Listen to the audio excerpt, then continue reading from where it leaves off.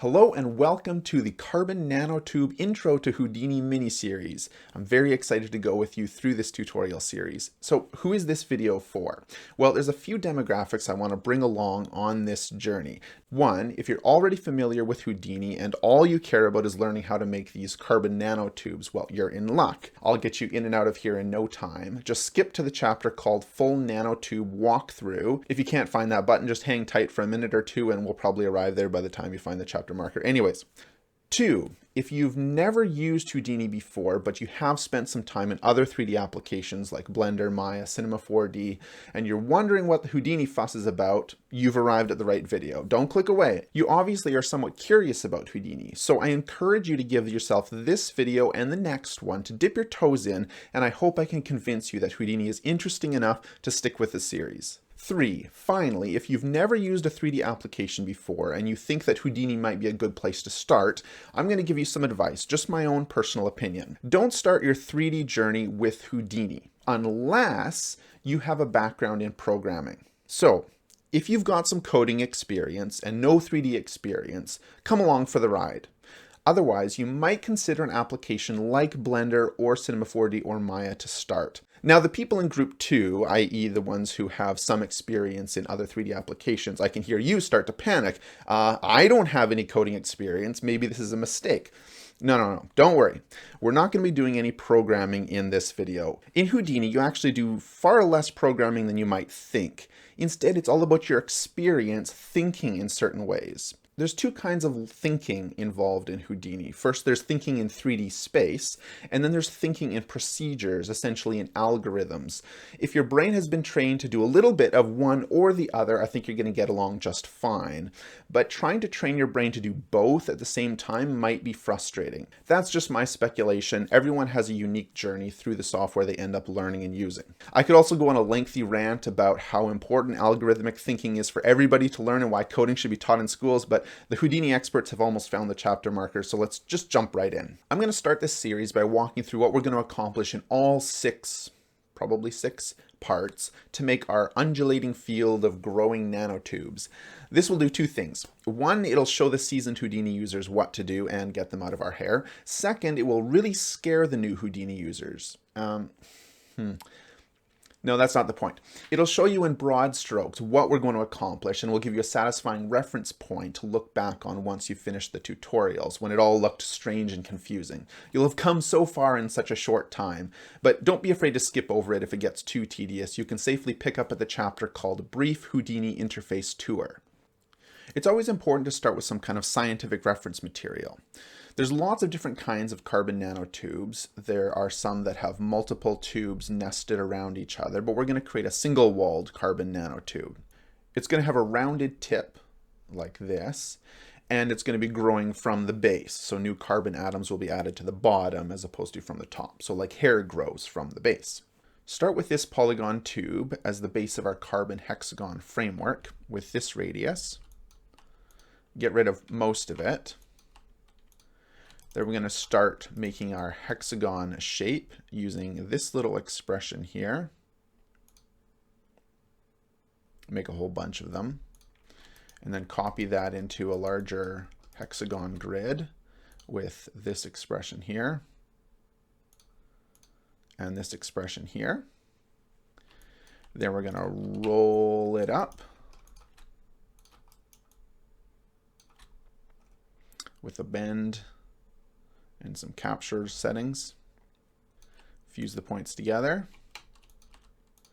and trim the ends square. Clean up the trim group.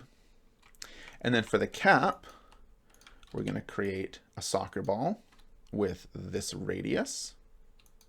Get rid of the color, get rid of the geometry, and get rid of half of it, so it's just the cap. Then we're going to line it up so that it ends up sitting in line with the rest of our tube. Again, this is just a quick walk through the steps. We'll get into the details of exactly how and why as we go through the series. We're going to copy a packed sphere onto the points. You can also give it a certain p-scale, and you can give the atoms names. and group them. And for the bonds, we're going to connect adjacent points with a search radius, polywire to create the bond geometry, pack them into pieces, and then we have a stick primitives group as well. Merge it together. All finished. Not really. What we're going to do next is we're going to put them on some waving curves.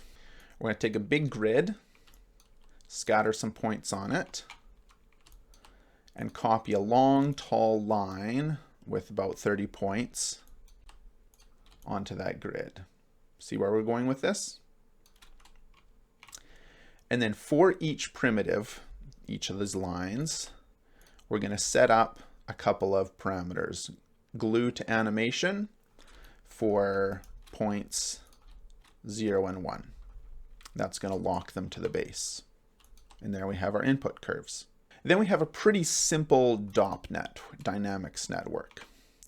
We've got a default wire solver here, and we've got a wire object. We're bringing in the first network input, all of these curves. Bring in the curves as well as target geometry to give them a little bit of stiffness and damping so they stay mostly upright. Then we've got some physical settings, set the proper width to match our carbon geometry. Density, I use these settings for the elasticity and the plasticity. We can visualize the width here as we simulate them. And then I added a pop force to give some kind of turbulent motion. So we've got some amplitude in the noise and some animated offset. And that produces motion like this. Wavy, wavy, wavy. Then we bring it back out of the DOPNet, fetch geometry from DOPNet network, clean up basically all of the attributes, we don't need them. Always a good idea to cache out the simulation. Then I'm jumping ahead a little bit, but we want to set up a couple of growth attributes. So I have a random value for the start carve position, we'll see what that means, between 0.01 and 0.5, and a random value for an end carve attribute, 0.5 and 1. And then we're going to use that as a growth animation. So we're going to interpolate between the start carve and the end carve for each primitive, using growth as an animated slider. So we can grow from 0 to 1. And then for each primitive, again, we're going to carve using that carve attribute. So what that looks like is lines that start small and grow as they continue to simulate. And then we use a path deform to put the carbon nanotube geometry from here onto each of those curves. A couple key parameters here on the path deform. We want to clip the end. We want the z-axis to be up, and we want to reverse the curve so it starts at the base. This is pretty intensive to compute, so I also set up a quick proxy as an output from the curves. So we can still see the growth and the waving, but it's much, much faster to display. Coming down here under the path deform, we've got this side bit here, which is kind of bonus, but it's designed to trim any lingering bonds on the bottom of the carbon nanotubes. We're connecting points together, and we're looking at if any of these primitives are only connected on sort of one side, which would indicate that there's bonds sticking out the bottom. And then we can put those in a trim group, transfer the trim group back to the original geometry. We're splitting out the atom primitives here because we're not worried about those, and we're going to bring the bond primitives here to split them out, and we just trim out those bottom bonds. No more danglies. Clean up that group, merge them back together, the bonds and the sticks, and we basically have our final carbon nanotubes that grow up and wave around. And we have a little switch here so we can switch between the proxy version and the full geometry. Paint it black, and we're done. All right, how's that for a quick walkthrough of making growing, waving carbon nanotubes? If that made sense to you, if that's all you wanted, fantastic. I hope you learned something there. You got to see my approach for making this. To be honest, sometimes that's all I need from a tutorial is a quick walkthrough of the approach that someone took, because I already know how to use the software fairly well. I just want to see the different nodes and the different ideas that they were using to make an effect. Of course, if you need more explanation about the how and the why and the what does it all mean anyways, stick with it. We're going to slow right down and start at the very beginning and try to understand how to harness Houdini to make cool effects like this. Next, we're going to do the obligatory interface tour and learn about some of the ultra basics like navigating the 3D scene and the node network. So when you first open up Houdini, you'll probably see something like this. Up in the top here, you'll discover a revolutionary series of text called menus, and if you click on each of them, you'll discover lots of different things inside them. Okay, but seriously, unlike many other 3D applications, there's actually not a ton of things up here that I use very often, aside from your typical open, recent files, save, that sort of thing. Then we have a bunch of tabs here, each with a shelf full of icons. And again, this is personal preference, but I don't tend to use these tab icons very often. What they do is they set up something in the scene, but I like to build things up from scratch myself more often than not, particularly so I can understand how things are created and how things are working together. Just as an example, we can click on the box icon and it's going to put this red outline of a box here, and we can either click somewhere to place it or just hit enter and it will be created at the origin. We've made a box, aka a cube. This brings us to our first important part of the interface, I think, the scene view. This is the viewport where we can see the geometry on our scene. You'll notice these tabs all over the interface, each with a different kind of pane. You can really customize Houdini's layout of these panes, but I'm not going to get into that customization too much because the default layout is actually pretty good for what we need to do. We're going to make one change later on though. So the three panes that we really care about, again, are the scene view here, where we can see our geometry, lights, cameras, that sort of thing. Then you've got the network view on the bottom right here. This is arguably even more important than the scene view. This is where the real work gets done. You might be scared of it right now. That's fine. That's healthy. In time, it will become a good friend. Then above that, you've got the parameter pane. Again, right now it says box object 1. That's because that's what's selected here. This should look more familiar. It's where you can edit parameters, or in other applications they're called attributes. Like in Maya, you have the attribute editor, or Cinema 4D, the attribute manager. Here we can rotate the box 45 degrees, for example, and you can see that update in the scene view. I haven't really explained how to use these three panes very much because we'll learn them as we go. Before we really get started building our nanotube, it's helpful to understand some of the navigation because it's a little bit different from some other 3D applications. Not terribly different, not as different as geometry, which we'll cover in the next video. Brace yourself for that. The first thing you want to do is navigate the 3D viewport. You can hold Alt and left mouse to tumble around, Alt middle mouse to track around, and Alt right click to dolly in and out. But you can also hold the spacebar and do the same thing with left, middle, and right mouse. And spacebar is superior to Alt because it gives you less of a thumb cramp. If you're navigating the viewport and it feels disorienting and you're upside down and you can't figure out which way you are up and it feels very strange and you're used to something else, that's a very familiar feeling, and fortunately there are things you can change. So if you edit Preferences 3D Viewports, you can change a lot of things, including the tumbling method. I like 90s style Euler tumbling because I'm a 90s kid, I guess. Things about moving the pivot when panning and keeping pivot and all of that sort of stuff. If you're used to a certain kind of 3D navigation, experiment with these settings and hopefully you can find something that feels a lot more comfortable than maybe the defaults. Next up, we've got Select, which is S. We got a cursor here and we can click on things and click off of things, so we can select our box here. Then we've got T for translate or move things around. And you can see in the parameter pane, we've got the values updating accordingly. You can control middle mouse click here to set things back to their default, which is very handy. I suppose command on a Mac, although I'm not 100% sure about that. So T for move, then we've got R for rotate, rotating things around. And then we've got E for scale. I guess E because it's close to R and T. And then we have enter, which is this multi-purpose handle manipulator where you can translate and rotate at the same time, which is handy. But now here's where things get a little bit tricky, okay? The spacebar is actually kind of a toggle between the transform manipulators up here and the camera controls down here.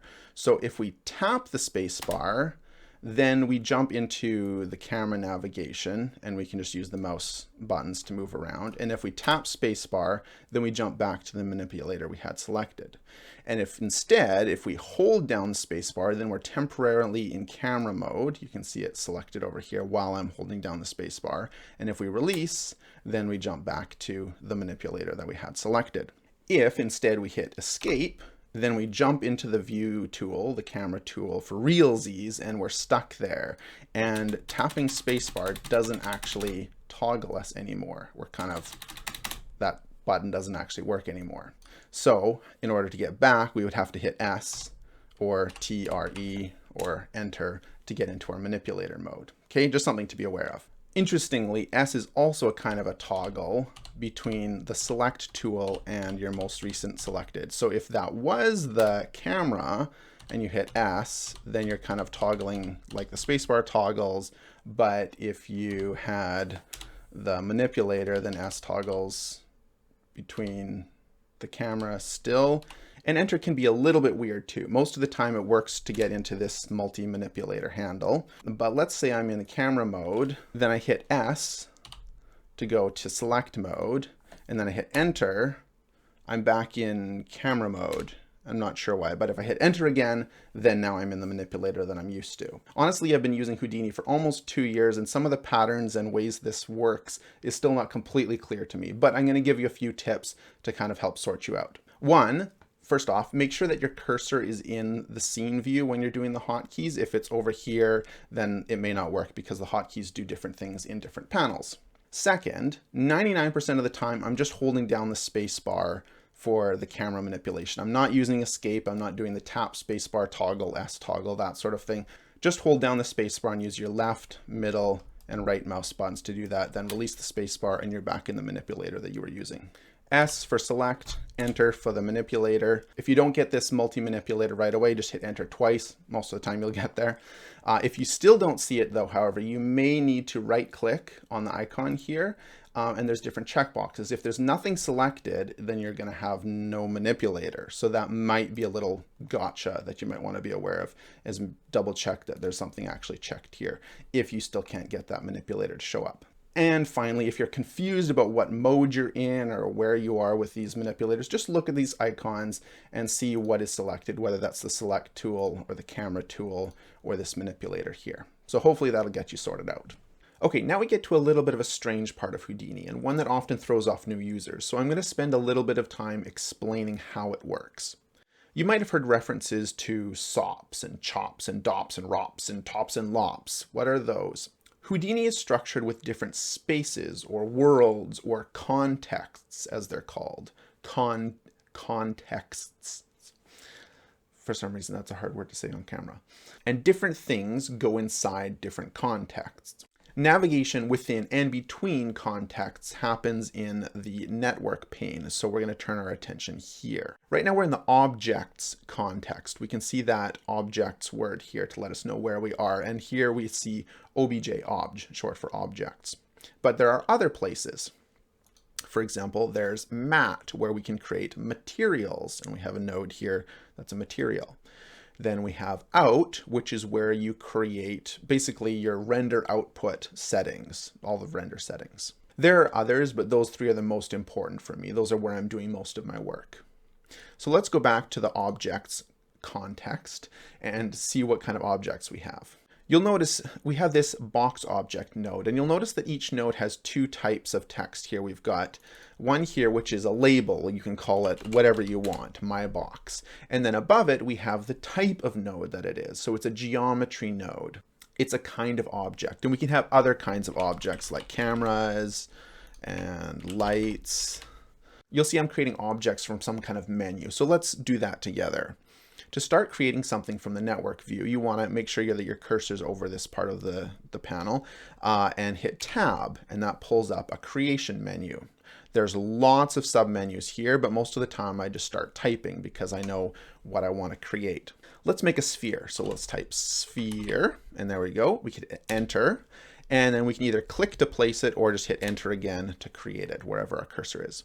All right, we have a sphere, and we've got our move manipulator here, so we can move things around and navigate around.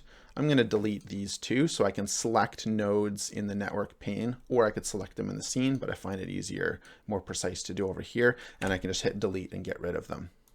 So we've got my box and we've got the sphere. And just so I can see things better in the viewport, one thing you can do is change the kind of shading mode.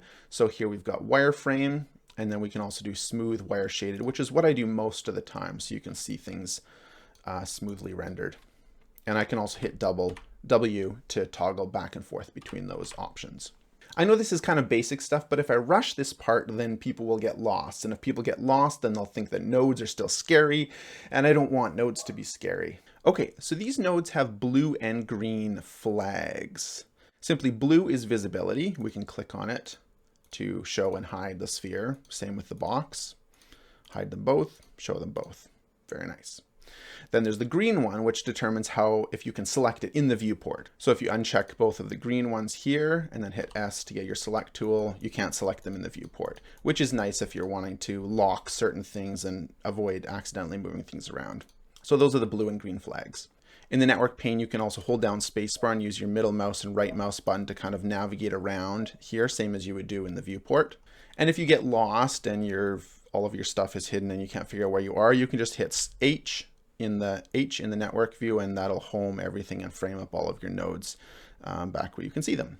Okay, what if we want to do something more than just moving basic shapes around like spheres and boxes? Okay, are you ready for me to show you a whole new world?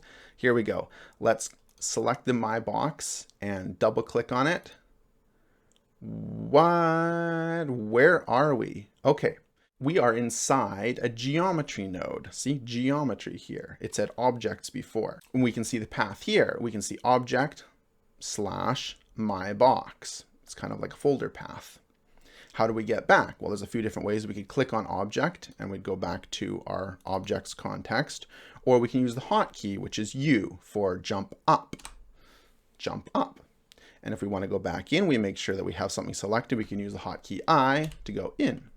Jump up, jump in, jump up, and now we're doing the Houdini. Okay, I'll stop. So we can see that at this top level objects, the sphere and the box are the same kind of thing. What's different between them is actually what's inside them. So we have a box type of node here, and if we go up and go into the sphere, we have a sphere type of node here. Okay, very interesting. If you're familiar with Maya parlance, you can sort of think of this geometry node as kind of like a transform node. You see we have transform stuff here, and then inside it is sort of a shape node. It's a little bit like that.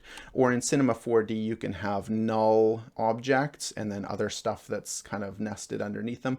Again, a little bit like that. But really, I like to think of the geometry node as a container for anything you like. You can move the container around like so, but most of the time we're going to be working with stuff inside the container. So inside the box container, we can create nodes the same way we did at the object level. We're going to hit Tab and start typing subdivide and get a subdivide node. We can hit enter and again click to place it down. And you'll see that there's a red warning sign because we need to put something into this input dot. So we can click on the box dot and connect it to the subdivide dot, and nothing happens. How come? Well, that's because we have this visibility flag on the box and we're not looking at the visibility of the subdivide node. So if we click on this, now we're looking at the result of this node, and we can see in the viewport now we've subdivided our box. Okay, I'm going to change a couple of visibility settings. We have these number markers that we can see a little bit more details about our geometry. And then we also have this option up here, which we can ghost other objects that are in our scene, like that sphere, or we can hide other objects and we're just focusing on the box. So looking at this blue flag, unlike up in objects land, you can only have the blue flag on one node at a time. So you can see the result of the box node or the result of the subdivide node. And the hotkey for that is R. If you select a node and hit R, then you're going to put the display flag on it. This is very powerful because it lets you look at previous operations and look at what's happening. It's like being able to look at the entire history of what you've been creating without touching an undo cue. You don't have to go undo and back and forth, that sort of thing. But it's also very easy for new users and even experienced users to forget to update the blue flag and wonder why you're not seeing anything happening. And so, oh, right, we need to update the display flag to look at the thing that we're actually trying to look at. In case you haven't already noticed, the parameter pane is updating to show options for the type of node that we have selected. So the box and the subdivide. Note that it's not the one that has the display flag, but the node that's selected. So subdivide has depth. We can increase the depth and we have more subdivisions on our box. And of course, if we go up to objects land, you'll see that the parameter pane updates to show our transform controls as we were looking at before. Let's make one more node for practice. So we have our subdivide selected. So we're going to hit tab and we're going to do poly extrude and we're going to do shift enter. And because the subdivide node was selected, poly extrude automatically gets connected to it. Okay. So then we can increase the distance and make our extrusion come out. And instead of dividing into connected components, we can divide into individual components and each of these faces is going to get pushed out independently. So a note about terminology. You remember I was talking about SOPs and DOPs and LOPs and stuff like that. So those describe the type of nodes that we're creating. These are surface operators. Surface for geometry, operators, because each of these does an operation. SOP, SOPs, that's what SOPs stand for. And then you have render operators, ROPs, and you have channel operators, CHOPs, and you have dynamics operators, DOPs, and each of those live in different spaces. So Houdini is divided into these different contexts, these different worlds where you're creating different kinds of operations. And as you expand your knowledge of Houdini, you'll start to explore the different spaces and you'll understand how the different operators in different spaces work. So it's useful to know right now in this geometry context, we're in SOPs land. Sometimes people talk about working in SOPs. That's all that means. So this chain of 3 operators is a really good first look at how Houdini works procedurally. You see, when you save a file, and please do save often, the geometry itself isn't saved in the file. What you're saving is the instructions to make that geometry, the box node, the subdivide node, the poly extrude node. These operations are being calculated every single time you make a change. So what we have is a procedure to make this thing. First make a box, then subdivide it, and then extrude it. It's important to understand the flow of this information. So the result of this operation gets put into this operation, and the result of that operation gets put into that operation. What does that mean? Well, for example, you could change the order of these. So to disconnect this, we can just grab it and shake it. Click and hold on it and shake it. That's kind of a fun way to disconnect things. And you can just kind of drag and drop and you'll see a little preview of it being connected into here. So now we have a very different thing. So we've got the box, poly extrude, and then if we put our display flag on here, we have a very different result by extruding first and then subdividing. So if I go back and put the poly extrude after, what you can also do is change parameters and those get updated in the end result. We could even put something other than a box, maybe a torus. Pipe that into here, and now our end result is the same procedure, except starting with a torus. And that in a nutshell is what makes Houdini what it is, its procedural nature. Now, this isn't to say that other applications can't do things procedurally or don't do things procedurally. They do, and they can. But this is at the core of Houdini. This is how Houdini works. And it's important to start thinking about making things in this way in order to be effective in Houdini. Okay, that's a little bit of an introduction to how we make things in Houdini in a procedural way. So we didn't quite get started on our carbon nanotube itself, but just so we feel like we've gotten started on that project, let's make the ground, okay? So let's go up with you. Let's go up with you. That sounds like the name of a song. Press U to go up to the object context. Let's select these and delete the stuff that we were playing with. And we're going to make a ground plane. How are we going to do that? So we're going to hit tab and we're going to type geo to create a geometry object. And we hit enter to put it down. And we're going to call it ground. Okay. And we're going to look inside. What's inside? Nothing at the moment. It's an empty network. Okay, so we're going to make a plane in Houdini that's called a grid. So we're going to hit tab, type grid, and there we go. And we can make it big for the sake of our nanotubes. We're going to make something like 2000 by 2000. Huge grid. In the viewport, you can hold down space and hit H to sort of frame all the same way that you did in the network view. Space F is also frame selected, I think. So there's different ways to frame things up in the viewport. And finally, I'm going to introduce one more very cool node. It's got a ton of features. You ready for it? Here we go. Okay, I'm going to select the grid, hit tab, type NULL for null, shift enter to connect this null object, and look at all these features. Okay, I lied. It does absolutely nothing. But the point of a null object is to act as kind of a bookmark or a marker for your network. As things get more complicated, it becomes very useful to have these sort of waypoints. I'm going to call it outground. And I always know that this is going to be the end of my procedural network. Whenever I have the blue visibility flag, if I leave that on there, I know I'm always looking at the right thing. And if I need to, I can work and add stuff in between, but I kind of have that as a bookmark for where the final result is going to be. And that's it. I hope you've enjoyed getting started in Houdini. If you learned anything at all, you have to give this video a thumbs up. That's in the YouTube terms of service. If you didn't learn anything at all, you can give it a thumbs down and leave a snarky comment. That's your right as a YouTube user. If you want to see more cool things, and by more cool things, I mean things that are way cooler than what I showed you today, please join me in the next video, which you can click on over here, where we're going to be making a buckyball. If you don't know what a buckyball is, you can click on the video or you can look it up. But I hope you'll consider subscribing to Making Biocinematics and joining me for the rest of this mini series on this carbon nanotube tutorial. Sincerely, thank you so much for watching, and I hope to talk at you again soon. Bye.